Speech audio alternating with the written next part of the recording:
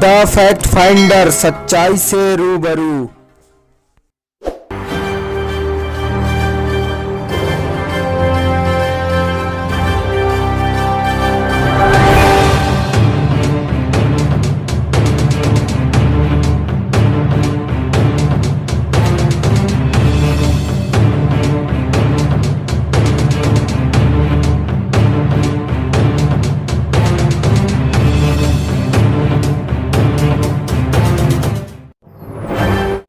The fact finder में आपका स्वागत है। दोस्तों, आज का वीडियो थोड़ा स्पेशल है, खास है, क्योंकि आज की इस वीडियो में हम दिल्ली दंगे के फैक्ट फाइंडिंग रिपोर्ट के ऊपर बात करने वाले हैं। तो आपसे गुजारिश है कि इस वीडियो को बिल्कुल भी स्किप मत कीजिएगा, पूरा लास्ट तक जरूर देखिएगा। फरवरी में दिल्ली में सांप्रदायिक दंगे हुए थे, जिसमें एक IB ऑफिसर, 2 दिल्ली पुलिस के अधिकारी समेत 53 नागरिकों की जान चली गई थी। द पुलिस प्रोजेक्ट की रिपोर्ट के मुताबिक इस दंगे में जान गंवाने वालों में 3/4 जो होते हैं वो अल्पसंख्यक समुदाय के लोग होते हैं। मतलब 53 जो लोगों की मौत होती है उसमें 39 मुस्लिम होते हैं और 13 हिंदू होते हैं।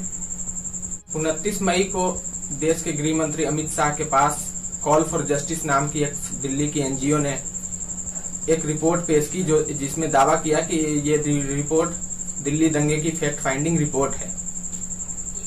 कॉल फॉर जस्टिस की उस फैक्ट फाइंडिंग रिपोर्ट जो उन्होंने पेश की, उसकी कमेटी में बतौर अध्यक्ष बॉम्बे हाईकोर्ट के पूर्व जज जस्टिस अंबादास जोशी होते हैं, और इसमें ML मीना, पूर्व IAS अधिकारी, विवेक दुबे, पूर्व IPS अधिकारी समेत और भी कई लोग सदस्य होते हैं।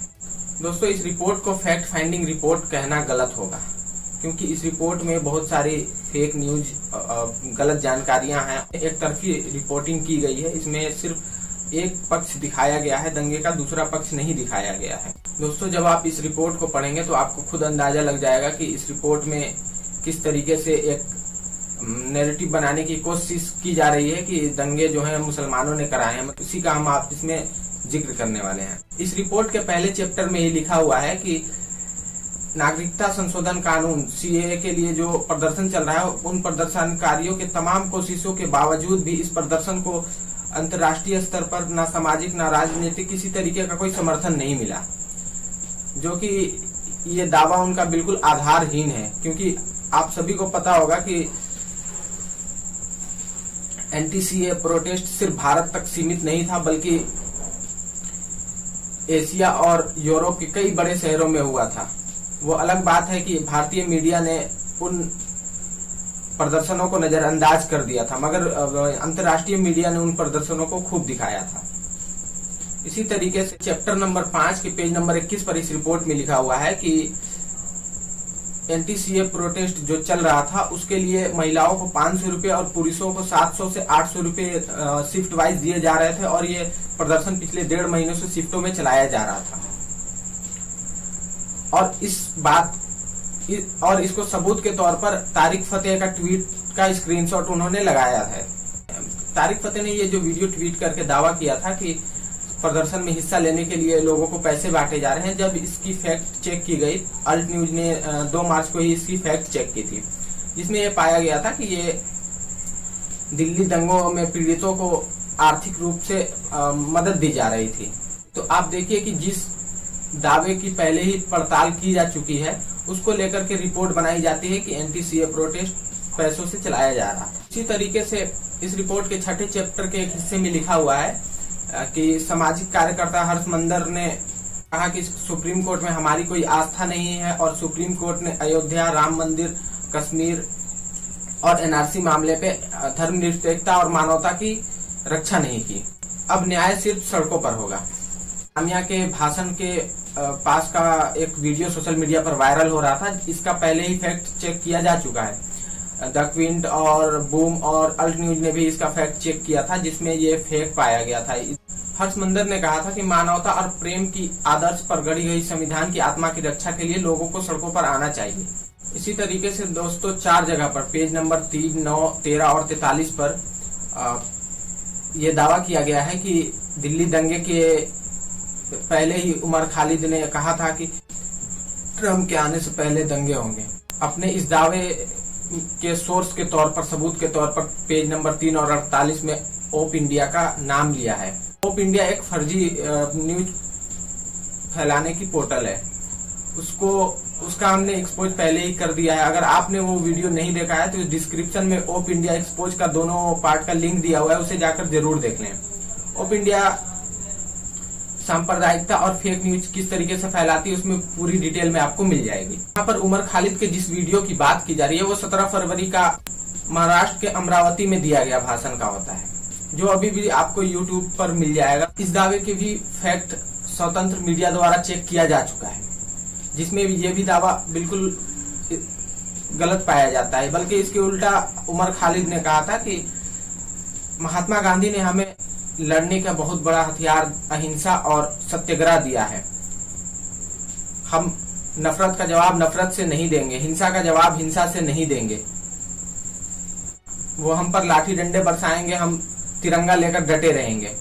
वो हम पर गोलियां चलाएंगे, हम संविधान का दामन नहीं छोड़ेंगे। इस तरीके की बात कही गई थी, जबकि रिपोर्ट ये फैक्ट जानने के बाद भी रिपोर्ट में गलत जानकारी दी गई। इसी रिपोर्ट में 10, 11, 30 और 60 पेज नंबर पर लिखा है कि दिल्ली दंगे से पहले ईदगाह में 7,000 लोग इकट्ठा हुए थे, जिनकी उम्र 15 से 35 साल थी और उनको दंगे के लिए ट्रेन किया गया था। और ये दावा एक फल बेचने वाले बयान के ऊपर आधार करके लिखा गया है।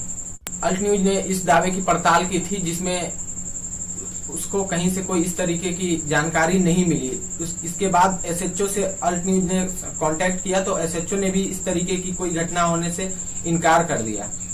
तो आप देखिए कि किस तरीके से बगैर आधार के दावे किए जा रहे हैं इस रिपोर्ट में। अब एक और बात आपको बताने जाते हैं, जिससे आपको ये यकीन हो जाएगा कि ये सिर्फ एक समुदाय की बातों को सुनकर ध्यान में रखकर रिपोर्ट बनाई गई है। इस फैक्ट फाइंडिंग रिपोर्ट में टोटल 27 लोगों के बयान दर्ज किए गए हैं, जिसमें से 21 बयान जो है वो हिंदू धर्म के लोगों के दर्ज किए गए हैं और सिर्फ 6 बयान मुस्लिम धर्म के लोगों के दर्ज किए गए। इस रिपोर्ट में दिल्ली दंगे से पहले सीए समर्थकों के द्वारा उगले जा रहे जहर और उनके सोशल मीडिया पोस्ट को बिल्कुल नजरअंदाज कर दिया गया है। 23 फरवरी को दिल्ली के मौजपुर में देश के गद्दारों को गोली मारे सालों को हिंदुस्तान में रहना होगा तो जय श्री राम कहना होगा, इस तरीके के नारे लगते हैं, जिसको इस रिपोर्ट में नहीं लिखा गया है। इसी तरीके से दिल्ली के भजनपुरा इलाके में एक पेट्रोल पंप जलाने का जिक्र इस रिपोर्ट में है, मगर उसी पेट्रोल पंप के पास मुस्लिम इबादतगाह दरगाह को जलाया जाता है, जिसका जिक्र इस रिपोर्ट में नहीं होता है। इस फैक्ट फाइंडिंग रिपोर्ट में कम से कम 10 बार ओप इंडिया का बतौर सोर्स पेश किया गया है। ये रिपोर्ट बिल्कुल ओप इंडिया के रिपोर्टों के आधार पर बनाई गई।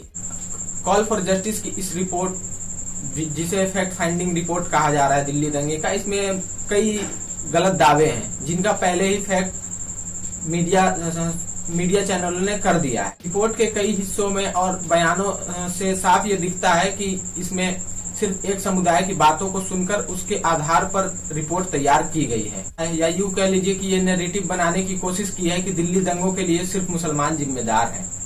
इसी तरीके से अच्छी और सच्ची पत्रकारिता को पसंद करते हैं तो इस वीडियो को ज्यादा से ज्यादा शेयर करें और चैनल को सब्सक्राइब कर लें, ताकि जब भी मैं वीडियो बनाऊं आप तक उसका नोटिफिकेशन चला जाए।